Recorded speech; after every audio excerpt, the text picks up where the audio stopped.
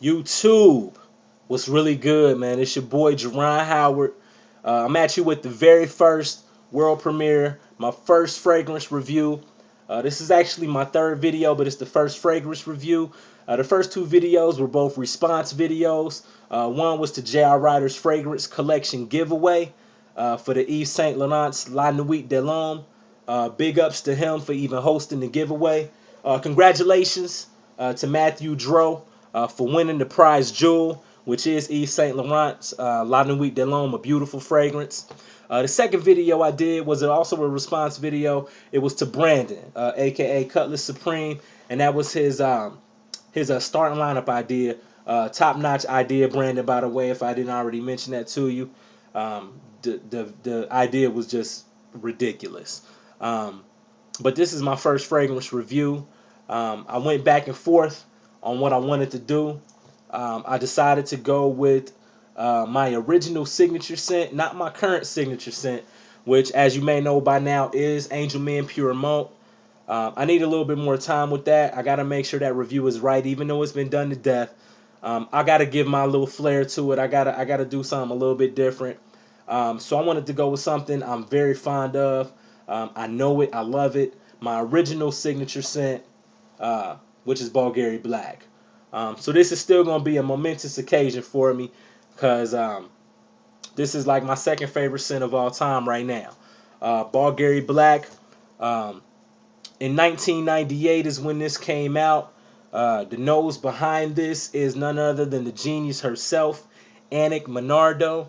A little bit of background about Annick Menardo. Annick actually wanted to be a psychiatrist initially. I don't know what happened with that. She probably smelled something and decided she wanted to make it hot, and that's what happened. But she studied medicine, biochemistry, chemistry, and then she discovered perfumery. The rest, as they say, is history. I'm so glad she made that choice. This is the nose, the woman behind great fragrances like Lolita Limpica, Eau Masculine, Body Curos by Yves Saint Laurent, Boss Bottle, Hugo Boss, Boss number 6, Diesel, Fuel for Life, which I actually just found that out as I was studying for the review. But yeah, she did Diesel. So yeah, her resume speaks for itself, in my opinion. But yeah, let's jump into the notes. I'm really not a big note dude. Only because I don't know what each of the notes smell like. That's just me being real with y'all.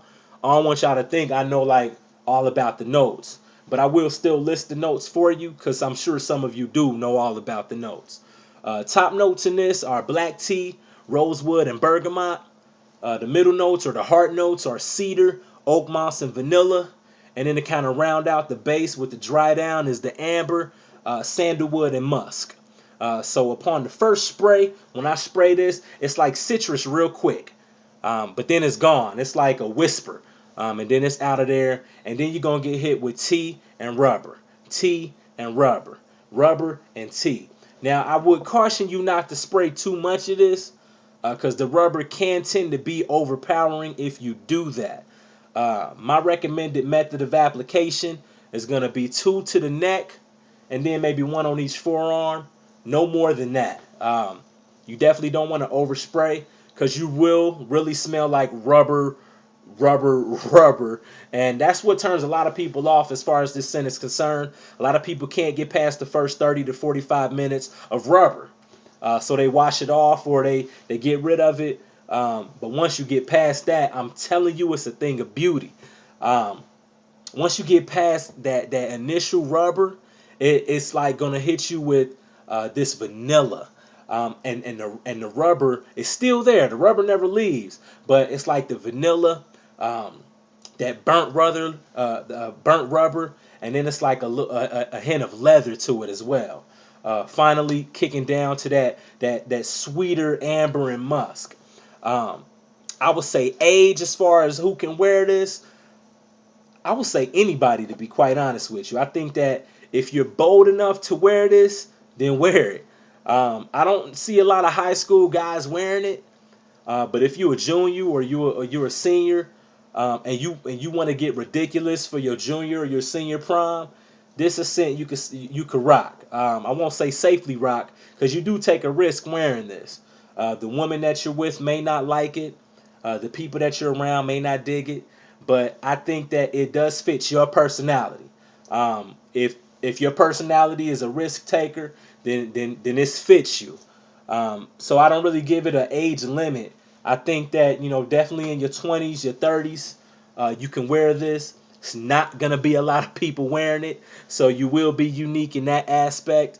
I don't know anybody else that wears this in my neighborhood or in my area. I'm the only one that I know of that wears Bulgari Black.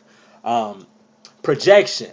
It's not a beast. It's not a projection monster, but I appreciate that. I wouldn't want to smell this 10 feet away. It's not like Pure Malt. It's not like your any of the Angel products, the Angel Man products. I wouldn't, but I'm glad about that. I like it as a kind of a close scent. You got to kind of be like kind of close to somebody to really smell it. But I appreciate that. Longevity is decent. Longevity is pretty good on my skin. I get anywhere from 6 to maybe 8 hours on it. And that's great. If you can get that out of a scent, you're doing pretty good. In my opinion, that's your full work day. That's your night out. So it's good for that in my opinion. So Bulgari Black, my final rating would have to be a 10 out of 10. I'm comfortable wearing it. I know how to apply it so I don't overdo it. I think that's one reason where a lot of people, one way where a lot of people kind of can go wrong is that they overdo it. And you definitely don't want to overdo this. Okay, so that's part 1 of the video.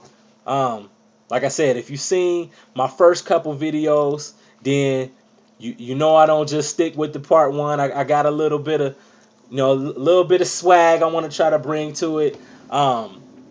And I just try to hit y'all with the very, the same thing that I gave y'all initially, but just a little bit different flavor. So I'm really hoping that y'all feeling this. If you ain't, let me know. Comment, rate, subscribe. Definitely, because I want to know. I want to know how y'all feel about this. So far, I got a lot of great feedback, and I appreciate it. And I know I'm prolonging it, but that's just the way I do it. So, now let me go ahead and hit y'all with it. Here we go. Woo! Yeah! For those that don't know, it's Jerron Howard with the fragrance review of Bulgari Black over top of Jay-Z. Some like it, it's hot. Here we go. Yeah.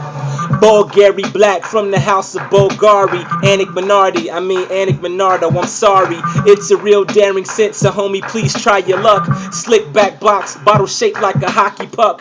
Made in 98, that was 12 years ago. Anik Minardo used black tea to make a miracle. Rosewood, bergamot, cedar makes it all good. Leather, musk, amber, vanilla, and sandalwood. Now I can stop there, but I won't. I'ma keep going. This thing is spicy, nothing short of being outspoken. But after it's housebroken, that's when it sweetens up. The rubber note and the vanilla start to even up. Projection's moderate, but the scent is phenomenal. Now, are you bold enough to rock it now? I don't know. Bulgari Black, dog, it's a certain wonder. Now I'm off to the races, smelling like burning rubber. What? Yo, YouTube, that's my time. Jerron Howard reviewing Bulgari Black.